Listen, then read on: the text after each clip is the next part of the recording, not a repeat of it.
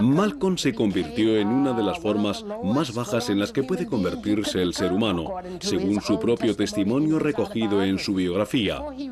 Antes de cumplir los 21 años, le encarcelaron. Our forefathers weren't the Pilgrims. We didn't land on Plymouth Rock. The rock was landed on us. Estamos hablando de una persona que empezó su vida de adulto siendo un maleante, vendiendo drogas de todo tipo en las calles de Harlem, sexualmente promiscuo, un auténtico pecador que se purificó a sí mismo gracias a una conversión religiosa.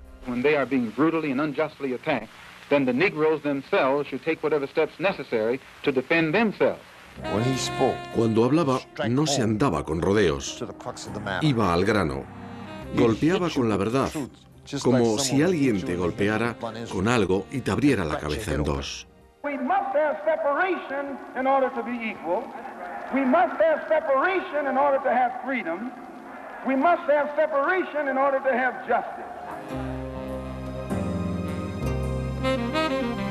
Malcolm X. What is your real name? Malcolm X. Is that your legal name? As far as I'm concerned, it's my legal name. Would you mind telling me what your father's last name was? My father didn't know his last name.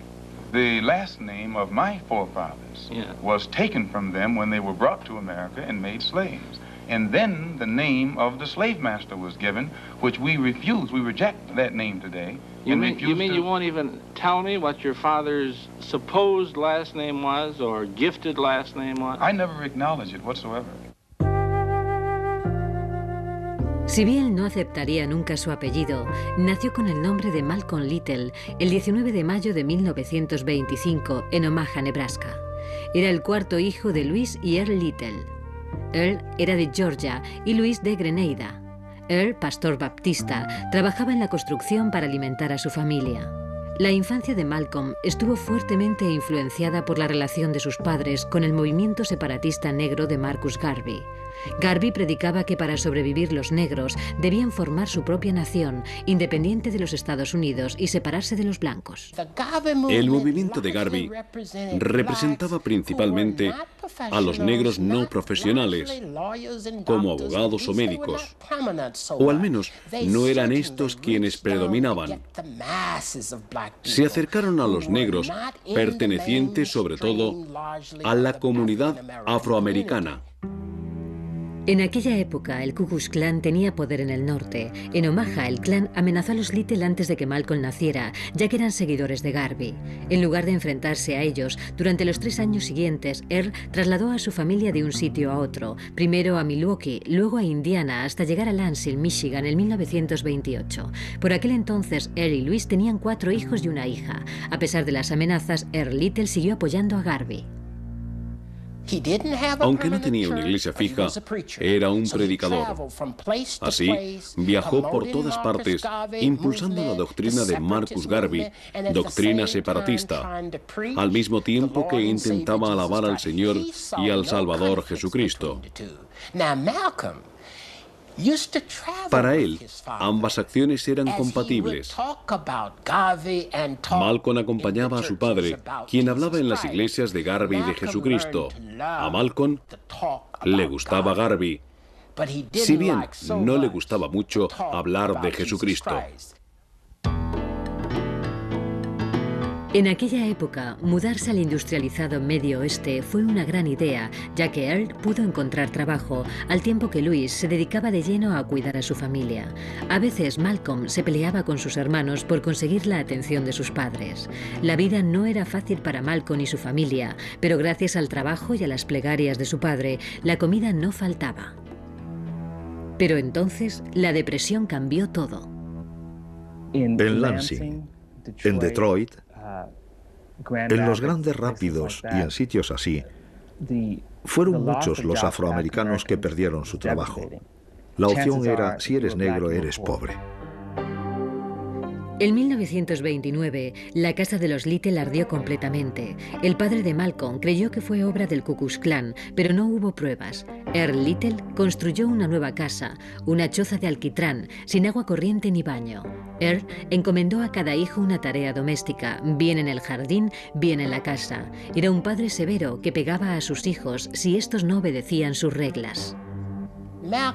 El padre y la madre de Malcolm mantenían una relación violenta. Malcolm comentaba cómo su padre llevaba a casa las frustraciones que sentía en la sociedad, y eso creaba numerosas tensiones en la familia.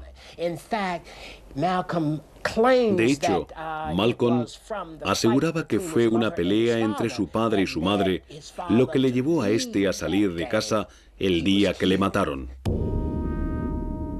En 1931, cuando Malcolm tenía 6 años, Earl Little murió. Se cayó o le empujaron de un tranvía en plena noche. Tenía el brazo izquierdo aplastado y las ruedas traseras le habían seccionado en varias partes la pierna derecha. Aunque la policía dijo que la muerte había sido accidental, Malcolm creyó que a su padre le había matado el Ku Klux Klan por sus ideas separatistas.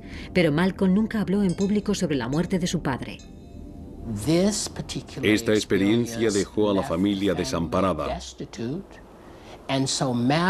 Malcolm creció en una situación muy difícil en la que su autoestima se veía escasamente reforzada por el ambiente en el que vivía.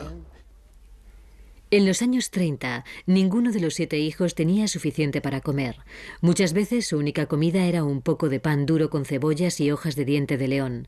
En la escuela, Malcolm raramente se unía a los demás niños a la hora de comer. Para Malcolm, ir por ejemplo a un colegio donde predominaban los blancos, sentirse apartado de la cultura dominante, sentir que realmente tenía muy pocos amigos y que sus amigos blancos le evitaban, todo eso produjo profundos efectos psicológicos en Malcolm. Era alto, guapo, pelirrojo, de piel clara, diferente, incluso dentro de su familia. Gran parte del simbolismo del color se reflejaba en su familia. La madre de Malcolm tenía la piel clara, mientras que el padre de Malcolm era un hombre de piel muy oscura. De modo que los niños estaban mezclados, algunos eran oscuros y otros eran más claros. Malcolm tenía la piel clara como la de su madre. Por ello, su madre era muy severa con él y quería que Malcolm tomara el sol para que cogiera algo de color. Tras la muerte de su padre, Malcolm se convirtió en un niño problemático. Para su madre era difícil ocuparse ella sola de la familia. Si bien Malcolm era un buen estudiante, se había convertido en un problema disciplinario y fue expulsado de varios colegios. A pesar de todo eso, en 7º curso fue elegido delegado.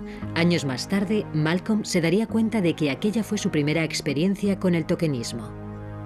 El hecho de ser el único afroamericano, o uno de los pocos, te hace parecer extraño. Llamaba la atención y la gente se fijaba en él allá donde iba. Al mismo tiempo, se encontraba en una situación peculiar al ser no solo joven, negro y pobre en una sociedad predominantemente blanca, sino también inteligente y locuaz. Ello le convirtió automáticamente en ciertos aspectos en un líder incluso entre sus semejantes. Para sus profesores era imposible controlarle, de modo que en 8º curso Malcolm fue trasladado a un orfanato para blancos en Mason, Michigan. Las autoridades creyeron que un ambiente nuevo le calmaría. Pronto fue el primero de la clase, pero sus deseos de destacar, de ser alguien, se desvanecieron rápidamente. De hecho, cuando estaba en 8º curso, se produjo un incidente que le llevaría a abandonar los estudios, que le avergonzó, que le hizo sentir que no era importante. Sucedió cuando su profesor le preguntó qué quería ser de mayor. Él dijo que quería ser abogado. Y su profesor le respondió: Malcolm, tienes que ser un poco más realista. No puedes ser abogado y negro al mismo tiempo. Ser abogado no es una expectativa realista para un negro.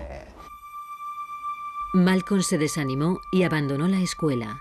Tenía 14 años. A las puertas de la Segunda Guerra Mundial, la depresión empezaba a tocar fondo, si bien la vida seguía siendo dura, sobre todo para los negros. La madre de Malcolm, Louise, estaba embarazada de su 8º hijo. El padre era desconocido. Cada vez más ajena a la realidad que le rodeaba, tras el nacimiento de su hijo, la encontraron vagando por las calles bajo el frío invernal, descalza y con el bebé en brazos. Louise fue declarada demente e internada en el hospital de Kalamazoo. Malcolm se había quedado sin un padre o una madre que le pudieran guiar. No podía ser como los niños blancos y resultaba evidente que no se le podía aceptar como a uno más. Tanto creció esta tensión dentro de Malcolm que terminó separándose de la sociedad dominante. Para Malcolm, la escuela no tenía ningún sentido. Los profesores no podían con él. A veces robaba, pero algo nuevo surgió en el horizonte. Su hermanastra Ella, hija del primer matrimonio de Earl, vino de Boston para visitar a la familia. Cuando volvió a su casa, le preguntó a Malcolm si le gustaría pasar el verano con ella. Sabía que su hermanastro estaba pasando por un momento difícil y se propuso ayudarle. Pero Boston le abrió los ojos a Malcolm. Boston era una gran ciudad. Pronto sus semejantes empezaron a tratarle como a un paleto de pueblo, como a un retrasado. Vio que una forma de librarse de esa carga era entrar en una especie de subcultura rebelde, la cual en aquel caso giraba en torno a los trajes de campana y los jóvenes excéntricos. Una cultura juvenil predominantemente masculina que surgió a finales de los 30 y principio de los 40. Tras el verano, Malcolm regresó a Lansing, donde su familia seguía luchando por sobrevivir. Se sentía solo y escribió una carta a Ella diciéndole que quería vivir en Boston, a lo que ésta le respondió que era bienvenido. En febrero de 1941, regresó a la ciudad que cambiaría su vida para siempre.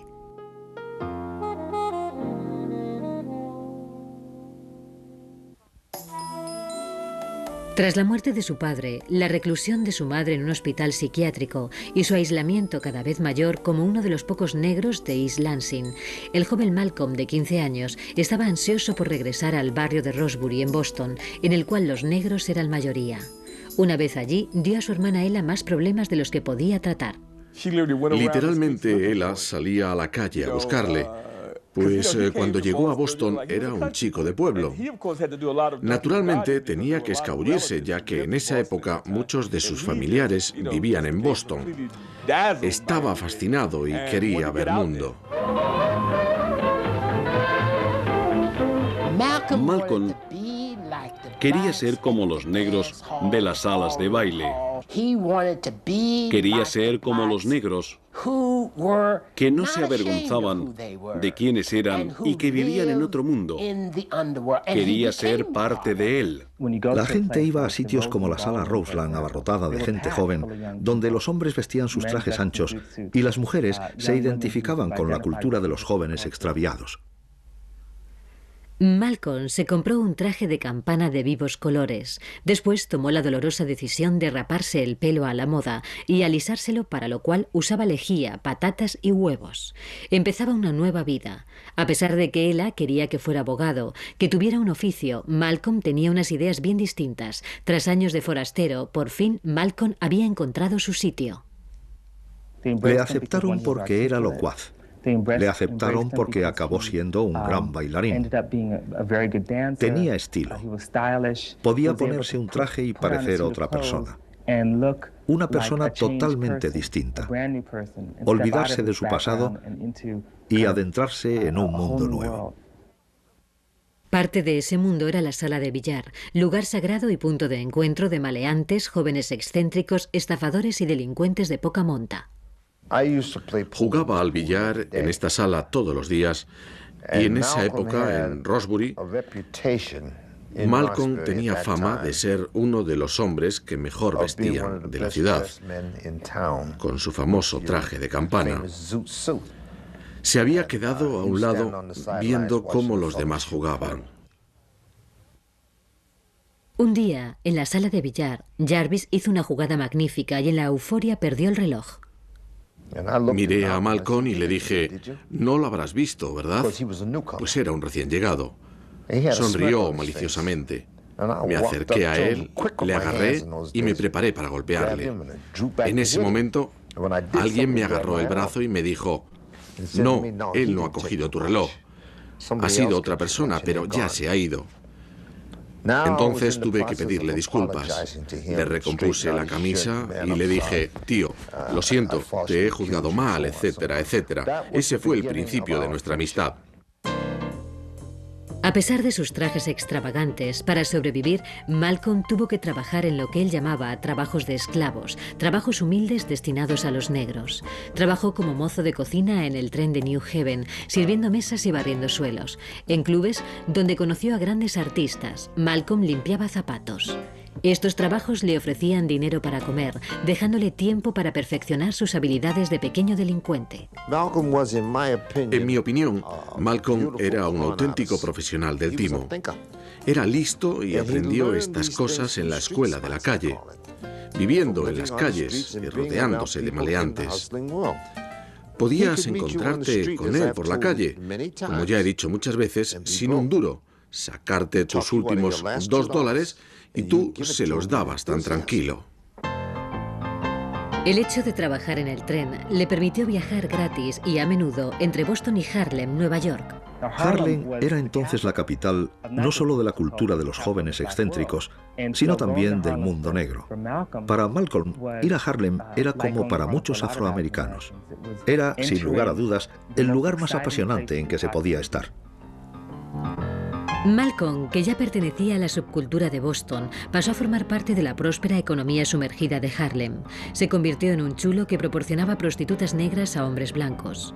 Durante la Segunda Guerra Mundial, Malcolm cometía pequeños robos a mano armada, organizaba apuestas, vendía marihuana.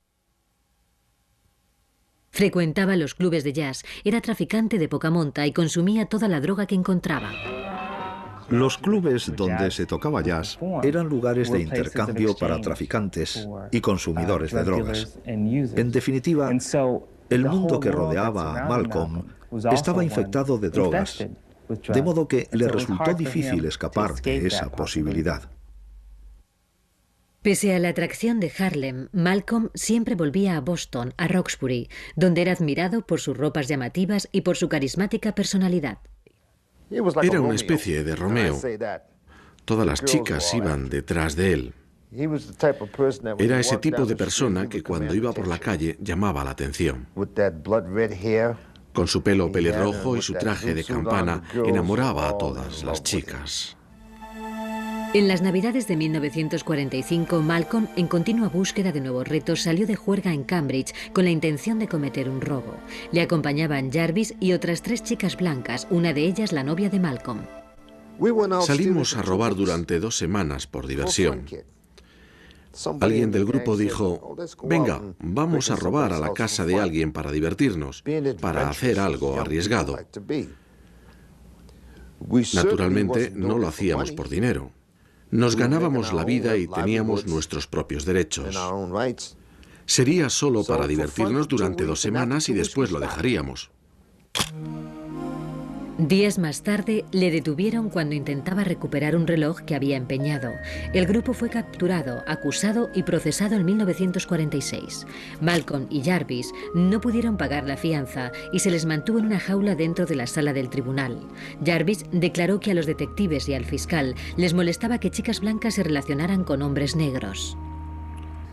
Intentaron convencer a las chicas para que dijeran que las habíamos violado. Las chicas no les obedecieron, pues sabían que no era cierto. Sentenciaron a las chicas a 5 años en un reformatorio. Sentencia esta que dejaron en suspenso dejándolas en libertad. Pero a Malcolm Little, que aún no tenía 21 años, y a Malcolm Jarvis les condenaron a 10 años de cárcel. No éramos unos delincuentes peligrosos. Creíamos que no nos merecíamos esa pena, ya que era nuestro primer delito. Pero nos la impusieron por relacionarnos con chicas blancas. Era muy difícil que Malcolm no terminara en la cárcel y que no tuviera problemas con la justicia, teniendo en cuenta el mundo que le rodeaba. Fue en la cárcel donde su vida cambiaría. En la cárcel, Malcolm hizo un trato con Jarvis. Aprenderían todo lo que pudieran y no saldrían de ella, en palabras de Jarvis, tan estúpidos y tan tontos como habían entrado. La vida en la cárcel era completamente nueva para ellos. La celda en la que estábamos medía 6 por 12. Teníamos un camastro en el que dormíamos, una mesa, un taburete, un cubo de agua, pues no había agua corriente, y un cubo para defecar. Era antihigiénico, sucio y asqueroso. Así pues, con el tiempo en sus manos, los dos amigos estudiaban y leían por la noche hasta que les dolían los ojos. Malcolm se instruyó a sí mismo, perfeccionando sus aptitudes como orador.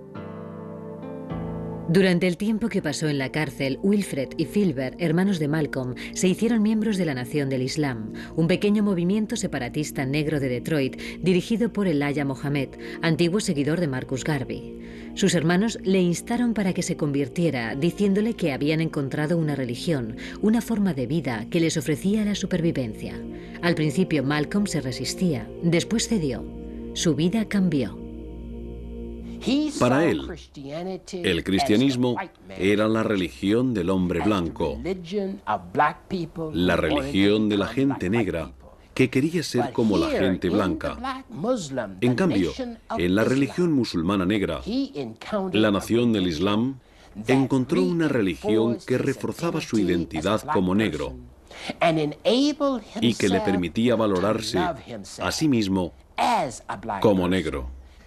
No sentía ningún afecto especial hacia los blancos, quienes a veces le llamaban Satán porque creían que era malvado. Muchos presos blancos solían llamarle así. En 1952, tras pasar 6 años y medio en la cárcel, Malcolm Little fue puesto en libertad bajo fianza. Vestía un traje de $10. Se trasladó a Michigan para estar con su hermano mayor Wilfred. En Detroit, su vida volvería a cambiar.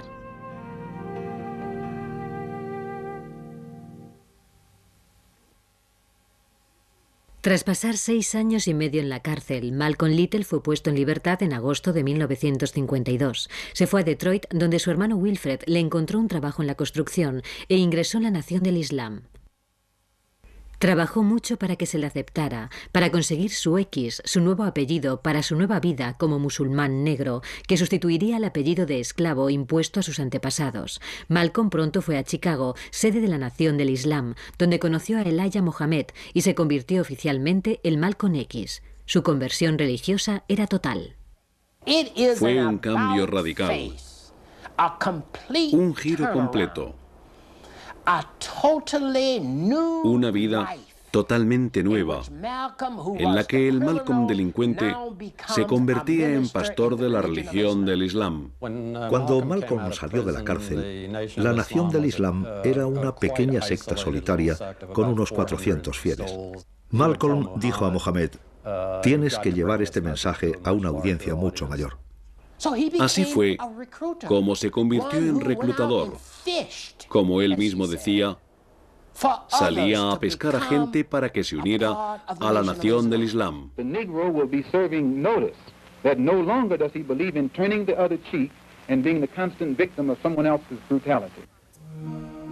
El mensaje de Elijah Mohammed era claro. La Nación del Islam no necesitaba a los blancos ni a la sociedad blanca. Lo más importante era la autoestima negra y con ella la creación de un país independiente dentro de los Estados Unidos solo para negros. Si esto no se conseguía, los negros podrían volver a su tierra natal en África.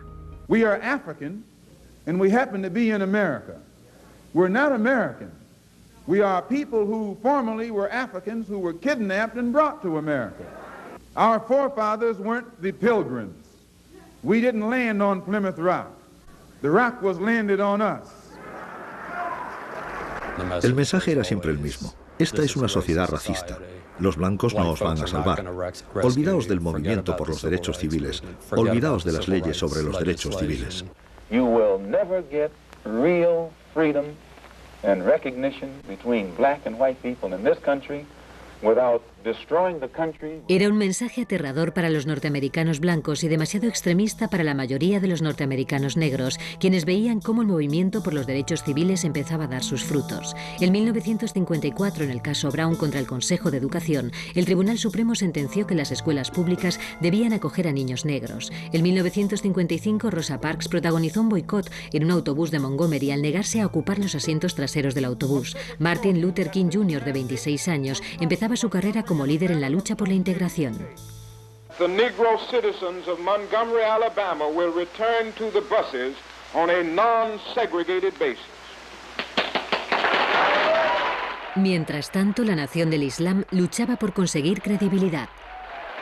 Malcolm se convirtió en el jefe evangelista de la Nación del Islam y viajaba de ciudad en ciudad con gran éxito.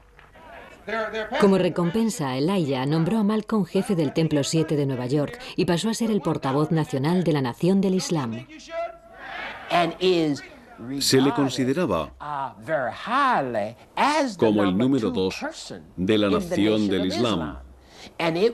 Y el hecho de ser considerado como el número 2 acabaría por generar todo tipo de envidias en el seno del movimiento. Elijah consideraba a Malcolm como a un hijo y le dijo que debía casarse por el bien del movimiento. En enero de 1958, a la edad de 32 años, Malcolm se casaba con Betty Sanders, una chica con estudios que aspiraba a ser enfermera. Se trasladaron a una pequeña casa en East Elmhurst, en Queens, propiedad de la Nación del Islam.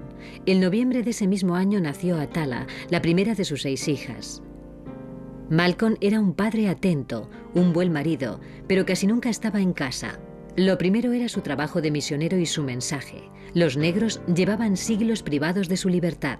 Era el momento de hacer algo al respecto. In the areas of the country where the government has proven itself unable or unwilling to defend the Negroes when they are being brutally and unjustly attacked, then the Negroes themselves should take whatever steps necessary to defend themselves. Gracias a los esfuerzos de Malcolm y a su carisma, el movimiento empezó a crecer rápidamente.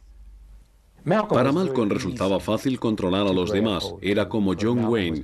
Malcolm reunía todas las cosas que vemos en nuestros héroes de las películas. Los héroes no aceptaban nada de nadie y siempre tenían el mejor papel. Era alto, delgado, guapo, irresistible. Tenía una sonrisa luminosa, cautivadora. Malcolm estaba en todas partes, hablaba en los campus de las universidades, pronunciaba discursos por la calle, aparecía en la radio y en la televisión. A medida que fue conociendo mejor Estados Unidos, su filosofía empezó a cambiar.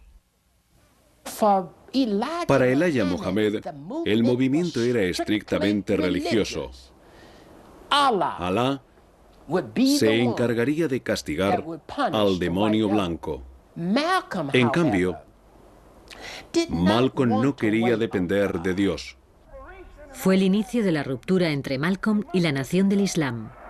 Pero había algo que abriría aún más la brecha. Malcolm descubrió que Elijah era el padre de nada más y nada menos que 8 hijos ilegítimos. Sabía que si la historia se hacía pública perjudicaría seriamente al movimiento. Reunió a los pastores de su confianza para advertirles del peligro. Las 3 personas a quienes se lo dijo inmediatamente pusieron sus palabras en entredicho. Llamaron a la sede de Chicago y dijeron que Malcolm estaba blasfemando al mensajero. Era centro de numerosas envidias, por lo que creo que a estas personas les motivó en parte la envidia. Una de ellas era Louis Farrakhan. Para Malcolm resultó bastante desolador descubrir que Elijah Muhammad era el mayor de los hipócritas. Con ello, se derrumbaban los cimientos en los que había basado sus ideales. Sus contactos con Elijah pasaron a ser escasos. Raramente se le nombraba en Habla Mohammed, el periódico que éste había creado. A pesar de sus problemas, Malcolm continuó predicando el Evangelio de la Nación del Islam. Give us a chance to solve our own problem among ourselves on some land of our own, instead of continually trying to force us into white society, where the white society knows we're absolutely not wanted Malcolm no comprendía que se pudiera dar libertad a los afroamericanos intentando ser como los blancos. No comprendía que los blancos acabaran por aceptarnos completamente como seres humanos. No comprendía por qué el movimiento por los derechos civiles se esforzaba tanto por conseguir que se nos sirviera una taza de café en un bar, pues para él una taza de café era un precio a pagar demasiado pequeño después de 250 años de esclavitud. Al mismo tiempo que el movimiento por los derechos civiles adquiría cada vez más importancia, la nación del Islam perdía adeptos, fiel a sus deseos de separatismo. Si bien mantenía su fe religiosa, Malcolm empezó a dirigir sus pasos hacia la política, lo cual inevitablemente le distanciaba aún más del Aya Mohammed. Aunque cada vez eran mayores las diferencias entre Malcolm y la nación del Islam, de cara al exterior estas no existían. Se mostraba tan inflexible y tan convencido como siempre. The Honorable Elijah Muhammad says that the only solution for the problem is that our people, of which there are now 22 million, be involved in a mass exodus back to our own homeland. Pese a su adherencia a la línea del partido, Malcolm cada vez estaba más alejado de Elijah Muhammad y su círculo de influencia. El asesinato del presidente John Fitzgerald Kennedy el 22 de noviembre de 1963 proporcionó a la nación del Islam una manera de limitar la creciente influencia de Malcolm. Elijah Muhammad no quería que nadie hablara sobre la muerte de Kennedy. La razón de ello era que se trataba de una persona querida no solamente por los norteamericanos blancos, sino también por los negros. El 1 de diciembre, Malcolm pronunció un discurso estándar, pero como novedad formuló preguntas, y la primera de ellas era sobre la muerte de Kennedy. Dijo que era tirarse piedras sobre su propio tejado. Justo lo que no debía haber dicho sobre su relación con Elijah Muhammad. Era como tender una espada a sus enemigos. Elijah Muhammad sabía que el silencio era su mejor arma contra Malcolm, así que le suspendió por 3 meses. En enero de 1964, Malcolm se reunió en secreto con Elijah en Phoenix. Allí se le informó de que no tenía ninguna opción de que se le aceptara de nuevo. A ojos de la nación del Islam, sus ideas suponían una amenaza para la estructura de poder de Elijah Muhammad. No querían que Malcolm sucediera a Elijah Muhammad como líder del movimiento, y la mejor forma de hacerlo era asegurarse de que Malcolm era marginado y expulsado.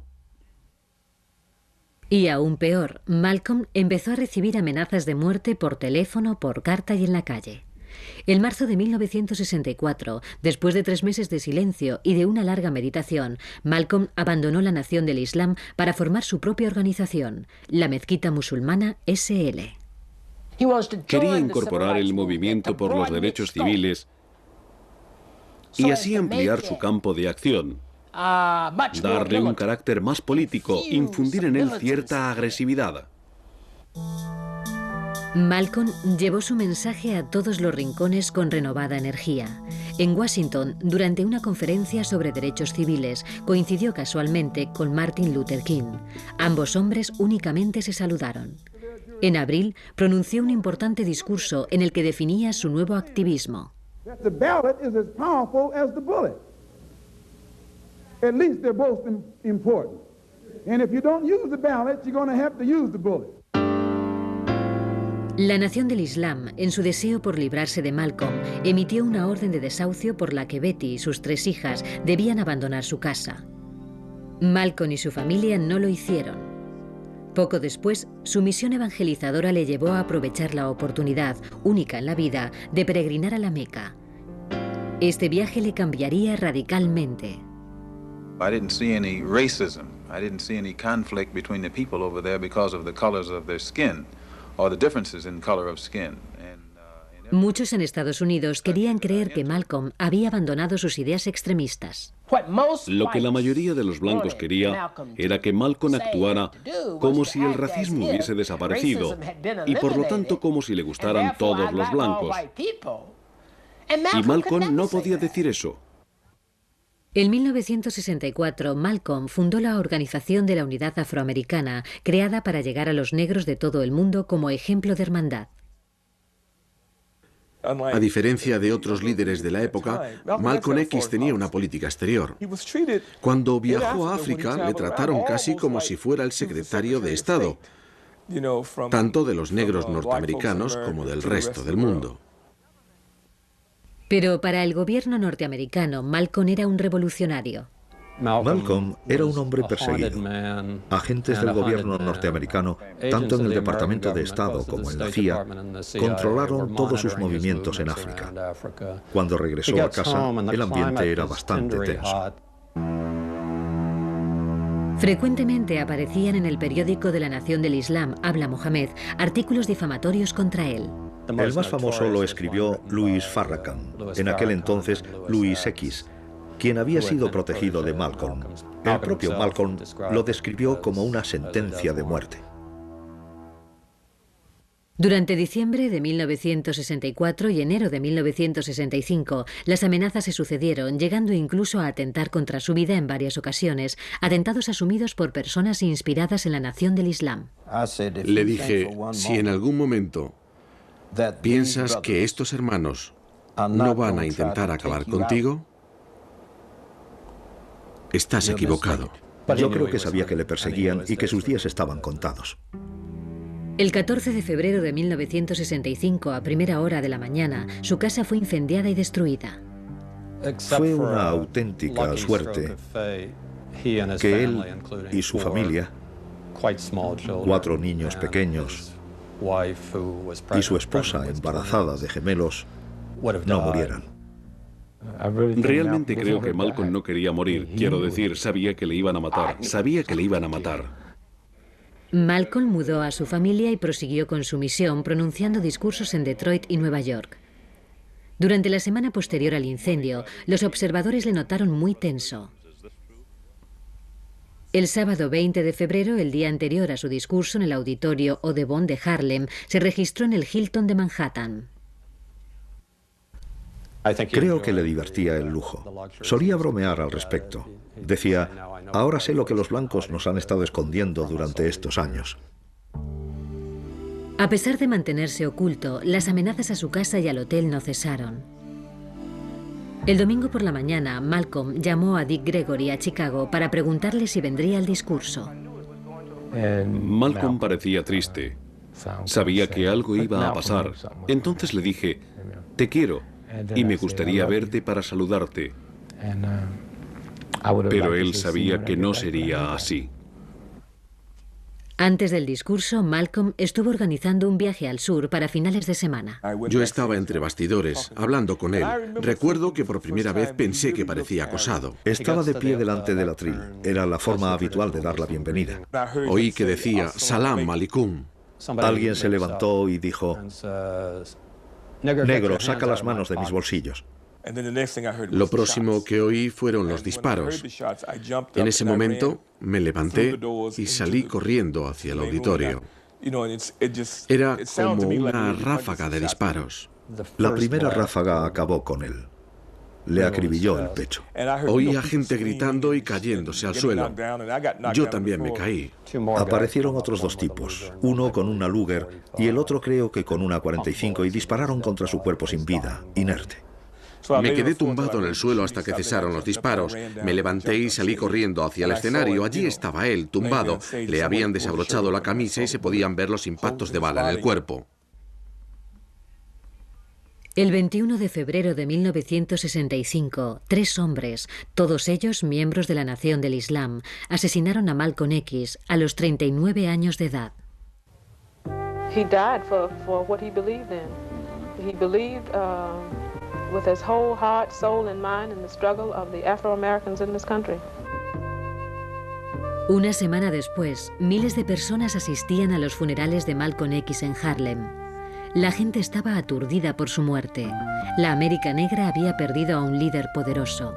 Nacido en un ambiente de lucha e incertidumbre, Malcolm X vivió primero como un maleante y un chulo, luego como un luchador para su pueblo y por último como un hombre de bien. No obstante, la polémica surgida en torno a su muerte haría difícil olvidar a Malcolm X.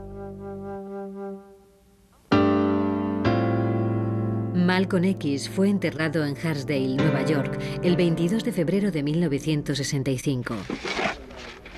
Mientras vivió, permaneció fiel a sus aspiraciones hacia los afroamericanos. Durante 30 años, el legado de Malcolm X ha sido motivo de polémica, al igual que las circunstancias que rodearon su muerte. En 1995, las pasiones y los interrogantes que desde entonces parecían olvidados volvieron a encenderse. Ever since the black leader Malcolm X was assassinated 3 decades ago, his family has been convinced that the Nation of Islam leader Louis Farrakhan was involved. Farrakhan was certainly a bitter rival, and today one of Malcolm X's daughters has been arrested and accused of trying to arrange for Mr. Farrakhan to be murdered. En 1965, Qubilah Sabat tenía 4 años. Se encontraba en el auditorio Audubon con su madre y 3 hermanas, a escasos metros de distancia, cuando unos asesinos dispararon contra su padre. 30 años después, ha sido acusada de conspiración por el intento de asesinato de Louis Farrakhan, el hombre que era rival de su padre en la Nación del Islam. A pesar de la abierta oposición a la ruptura de Malcolm con el Aya Mohammed, Farrakhan ha negado cualquier participación en el asesinato de Malcolm X. No tuve nada que ver con su asesinato. Dije que un hombre como Malcolm merecía la muerte y de no ser por la fe en Dios de Elijah Mohammed, así hubiera sido. Estaba muy enfadado por lo que Malcolm había hecho. Su muerte me dolió. No puedo decir que lo aprobara ni que lo desaprobara. Me dejó petrificado. Los cargos contra Qubilah Sabat descubrieron una extraña serie de acusaciones, teorías de conspiración y alianzas inestables. Lawyers for both Ms. Shabazz and Mr. Farrakhan charged that a government informant lured her into a plot. Although Shabazz did not plead guilty, she also admitted that a statement she made last December, where she said killing Farrakhan was her idea, was substantially true. But outside of court, she disavowed the confession. But it was coerced. It was coerced. It was coerced. Now, instead of going on trial on charges that carried a prison term of up to 90 years, Shabazz is getting what amounts to 2 years probation. Aún no se había cumplido una semana desde la audiencia cuando los hechos experimentaron un giro radical. Los encarnizados enemigos aparecieron como aparentes aliados. At New York's Apollo Theater last night, Betty Shabazz, the widow of Malcolm X, and Nation of Islam leader Louis Farrakhan, tried to make amends after a 30-year rift. At a fundraiser hosted by Farrakhan to benefit her family, Mrs. Shabazz thanked her husband's one-time enemy for his support.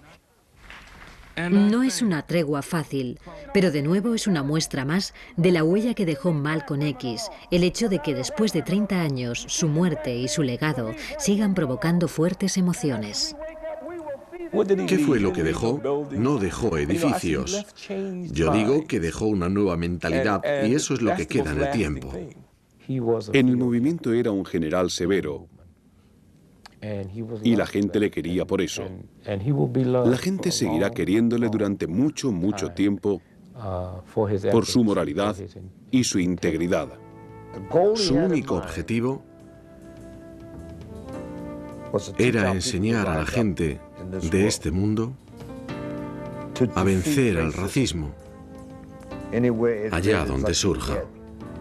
My personal problem is never solved as long as the problem is not solved for all of our people in this country.